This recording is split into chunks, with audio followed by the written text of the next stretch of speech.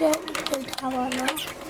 တက်ပြီးတော့ခက်ဆွဲပြုံးနေပါတယ်ကခောက်ဆွဲရည်နူးစုတွေထည့်လိုက်ပါတယ်เนาะရေစလာလို့ခောက်ဆွဲလေးထည့်လိုက်ပါတယ်ရှင်ဒါကတော့ကျွန်မခောက်ဆွဲပြုတ်လေးရပါပြီရှင်ခောက်ဆွဲကိုတစ်ခါမှလေးအဲ့လိုမျိုးတုံတင်သိပြုံးစားပါလို့ရှင်ဒီနေရာပိတ်ရလဲဖြစ်တယ်ဒီကမှစားချင်လာလို့ပြုတ်စားလိုက်တာပါထူတော့မပါပါဘူးရှင်ဘဲဥလေးတစ်လုံးရှိတာကိုပြုတ်ပြီးတော့ကျွန်မထည့်လိုက်ပါတယ်ဒါမဲ့အရင်စားလို့ကောင်းပါရဲ့ရှင်သူ့ရဲ့ရတာကြီးကစက်တယ်ဘောနော်အရင်လေးစစ်တယ်ပြီးလို့ရှိရင်ရတာလေးကမဆူ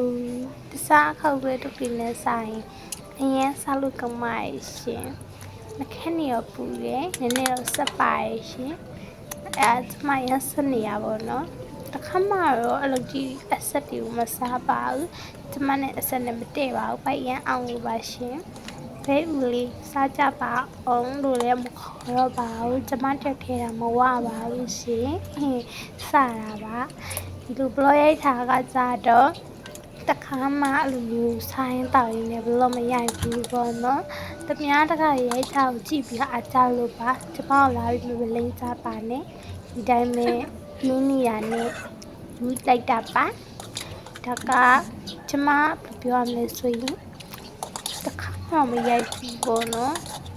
မှန်ဆုံးရိုက်ထားတယ်ဖြစ်တယ်ပေါ့မှန်ရိုက်ထားတယ်ဖြစ်ပါတယ်ပြီးတော့